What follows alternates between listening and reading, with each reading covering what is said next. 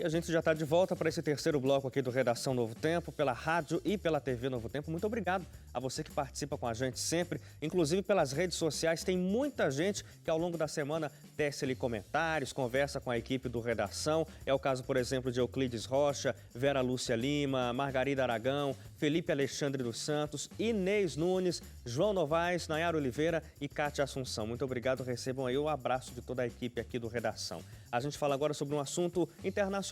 O governo norte-americano libertou no último final de semana mais de 6 mil presidiários que cumpriam pena em prisões federais por crimes não violentos relacionados a drogas. Esse é o maior volume de libertação de presos federais na história americana.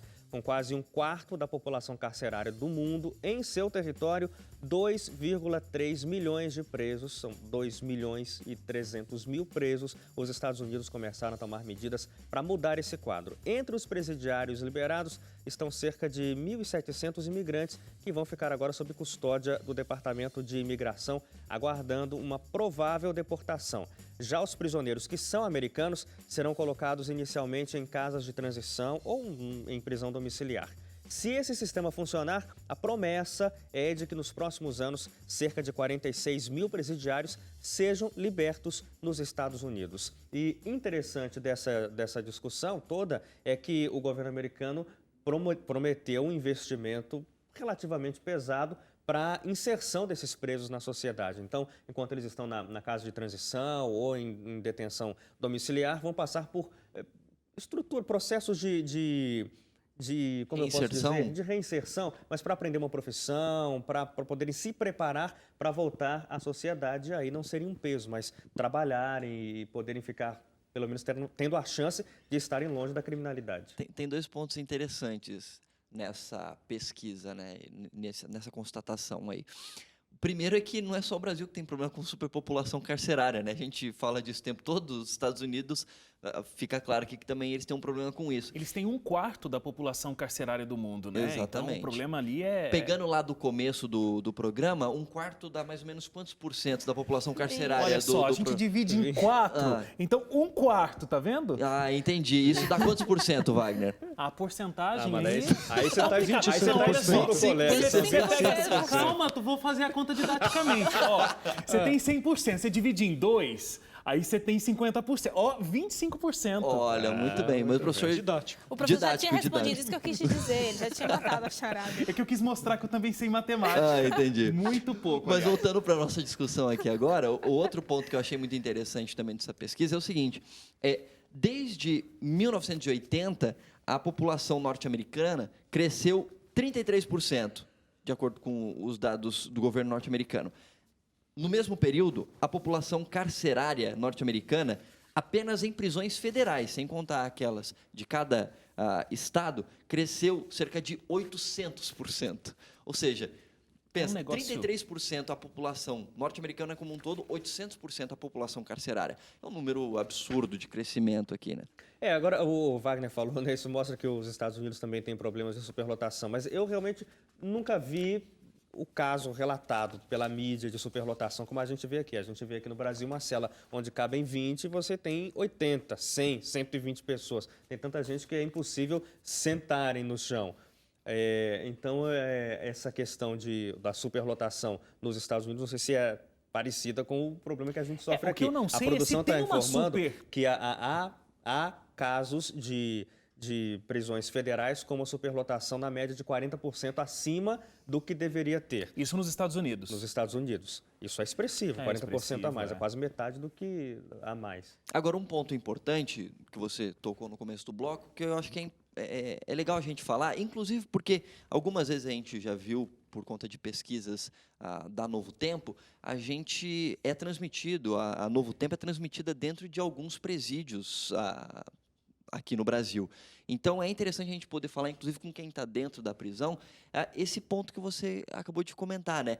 O preconceito que existe com a pessoa que sai do sistema carcerário para voltar a ser reinserido dentro da sociedade, dentro do mercado de trabalho, inclusive. Eu lembro que, nessa semana, eu estava fazendo uma seleção dos materiais que estão concorrendo ao Prêmio Jornalismo Prêmio Novo Tempo de Jornalismo desse ano 2015, e uma das reportagens da Suelen Tinha, uma repórter de São José do Rio Preto, fala exatamente de um rapaz que ele tem uma fábrica de tijolos aqui em São José do Rio Preto, interior de São Paulo, e ele começou a contratar vários homens que estavam saindo do sistema carcerário para trabalhar na fábrica dele, para poder inseri-los novamente no mercado de trabalho. Exatamente porque essa era uma medida, inclusive, do Ministério Público da região ali, para poder fazer com que eles voltassem a ter uma renda. Porque a pessoa sai da cadeia, o pessoal já fica assim, já fica com maus olhos e tal. Então, como que a pessoa vai voltar a ter um tipo de renda para, de repente, não voltar ao crime, entende? Então, é uma coisa importante, baixar a guarda um pouco para que essa pessoa possa ser vista como um ser humano normal, não é? Nessa reportagem aí que falou dos Estados Unidos, uma coisa que me chamou a atenção é o seguinte: esses indivíduos estão tendo a pena diminuída, mas todos eles foram julgados numa época em que era considerado assim necessário uma pena muito forte para quem mexia com drogas, mesmo com quantidade pequena. Era a política da época, estão revendo, estão diminuindo, mas os indivíduos foram julgados e estavam cumprindo penas. Agora, quantos aqui no Brasil estão presos que ainda estão esperando julgamento? Olha só. E talvez em inocência ali dentro. Aproximadamente 38% dos presos no Brasil são os presos provisórios, como são chamados, né? Então, eles estão lá porque estão esperando serem julgados. Tem um dado aqui, ó.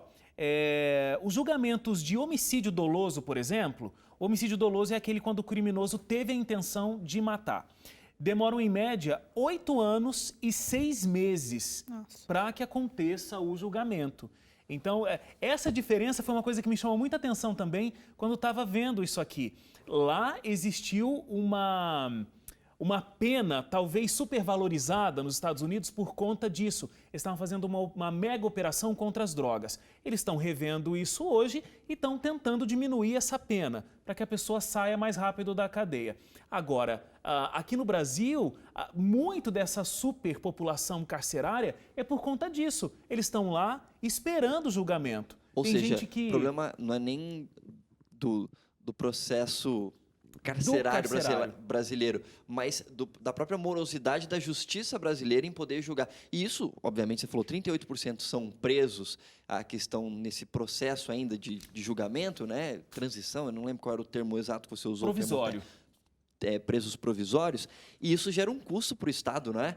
E é um custo que poderia estar sendo utilizado em outras áreas, ainda mais falando numa época de crise, onde está sendo cortado orçamento de tantas áreas, né? Poderia estar sendo mais bem utilizado em outras ações. O Robson está lembrando uma coisa aqui no ponto que é muito interessante. Algumas pessoas, quando saem da cadeia, elas já cumpriram uma pena maior do que elas teriam no julgamento delas, né? Porque estavam lá esperando o julgamento. Já cumpriram mais tempo ali na prisão provisória do que depois, quando ela precisa realmente, quando sai a pena.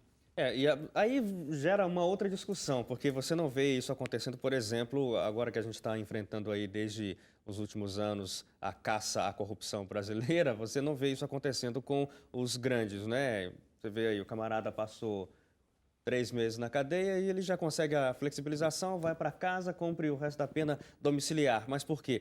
Porque precisa-se de bons advogados no Brasil para que se consiga fazer esse processo andar. Esses 38% dos presos brasileiros que estão ainda numa prisão provisória, aguardando o julgamento, poderiam ter um acesso a esperar o julgamento em casa. Mas para isso é preciso ter dinheiro, porque a Defensoria Pública não dá conta de poder atender todos esses presos que estão ali esperando. Claro. Demora até que consiga pegar esse caso, apresentar um habeas corpus, esperar da Justiça uma resolução para que essa pessoa possa sair, continuar trabalhando, tendo que se apresentar ao fórum, claro, sempre, até que o julgamento aconteça. Então, o processo vai piorando. E o que pode acontecer nesse tempo é o seguinte: o indivíduo sai de lá pós-graduado no crime. Revoltado. Ele entrou, talvez por um motivo pequeno, fútil, de fácil solução, sim, mas com esse tempo todo ali, ele estabeleceu contatos e tal, vai sair um pós-graduado.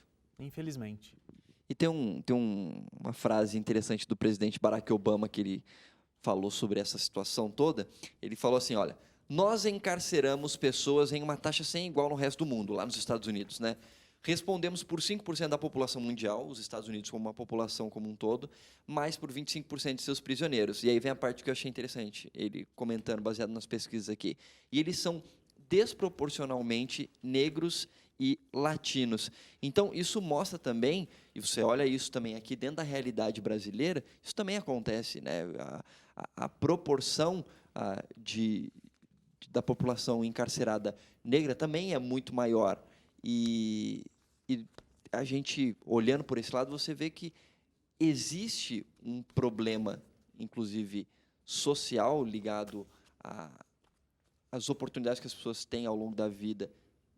Se você faz um histórico aí há bastante tempo, que de certa forma, precisa ser trabalhado por meio de saídas, como a gente tem visto, tanto no sistema educacional como outras áreas que têm a ver com cotas, etc. A produção está lembrando aqui um dado interessante também. São 6 mil presos que os Estados Unidos querem devolver à sociedade agora, mas com esse processo de oferecer capacitação profissional para que eles possam voltar e trabalhar. E considerando também, não são presos de crimes horrendos, de crimes... São crimes chamados não violentos, né? Pessoas que tiveram envolvimento com drogas, por exemplo. Nada que colocasse em risco diretamente a vida de cidadãos. Então, não tem nenhum crime desse, nenhum criminoso assim que está voltando para a sociedade nesse programa que o governo americano anunciou. Mas, todos os anos, nos Estados Unidos, por volta de 600 mil presidiários, e aí de todos os tipos de crimes, cuja pena foi finalizada, estão voltando à sociedade também. E contra isso as críticas não são levantadas, porque, bom, cumpriram a pena, então tá, mas a crítica não é levantada. Aí tem essa questão que você falou, que o próprio Obama lembrou, de que a vertiginosa maioria são latinos negra e latinos, e aí a crítica de parte da sociedade dizendo que isso vai aumentar a criminalidade no país, mas como já foi comentado aqui, em algum momento esses presos vão ter que voltar para a sociedade. Em algum momento isso vai ter que acontecer. São poucos os casos em que a prisão é perpétua. Então, no Brasil a gente nem tem prisão perpétua. E a gente vai ter muitos imigrantes também voltando para casa, né? A partir dessa liberação dos presos. Sim, por conta desses que vão ter que ser deportados. Você quer falar, Lê? Não, eu só ia colocar uma coisa que acho que em outros programas que a gente já tocou nesse assunto de população carcerária, você mesmo já falou uma coisa muito interessante. A gente precisa lembrar que o objetivo do aprisionamento de pessoas que cometeram algum tipo de crime não é para simplesmente afastar essas pessoas da sociedade, porque muita gente tem essa impressão de não vamos resolver os problemas da sociedade, então pegando essas pessoas más, colocando elas separadinhas da gente para elas nunca mais falarem. Como num tempo passado já foi, que geralmente era essa a mentalidade Exatamente. até dos governos. Você tinha prisões em ilhas, joga lá e deixa longe. E deixa lá. O objetivo precisa ser outro. E aí que vem a questão, inclusive, de o procedimento que acontece, as coisas que acontecem dentro de uma prisão terem que ser diferentes para que a pessoa não saia de uma prisão pior do que ela entrou. Por quê? Porque o objetivo é a pessoa entrar lá para repensar as atitudes dela e, ao mesmo tempo, talvez, inclusive, ter oportunidades de aprender algo para que, quando ela saia de lá, ela possa ser reinserida novamente na sociedade. Porque, senão, ela entra ruim, sai pior, não resolveu nada. E aí é o que a gente já falou algumas vezes, o professor lembrou aqui. Aí as cadeias se tornam universidades do crime. Isso é legal que os Estados Unidos estão fazendo agora nesse momento, que o Hélio ressaltou bem aqui, né? Eles estão indo para lá e vão ter todo um trabalho para serem reinseridos na sociedade. E vale ressaltar que no Brasil, trazendo para a gente está encerrando o bloco já estou acabando, diretor, mas no Brasil, o Brasil também tem vários programas como esse que oferecem aos prisioneiros possibilidades de estudo, possibilidade de trabalho, inclusive com a chance de, pelos dias de trabalho, redução na pena também, para que possam estar preparados para voltar para a sociedade, e como nesse caso de Ribeirão Preto, São José do Rio Preto. São José do Rio Preto, que tem um trabalho maravilhoso, que esse é um empresário que faz de trazer ex-prisioneiros para trabalharem na fábrica de blocos dele. E há outros exemplos como esse no Brasil. Depois do intervalo, você já imaginou se uma pílula pudesse substituir a prática de exercícios físicos? A ciência diz que está muito perto disso. E a gente discute sobre esse assunto daqui a pouco. Não sai daí, não.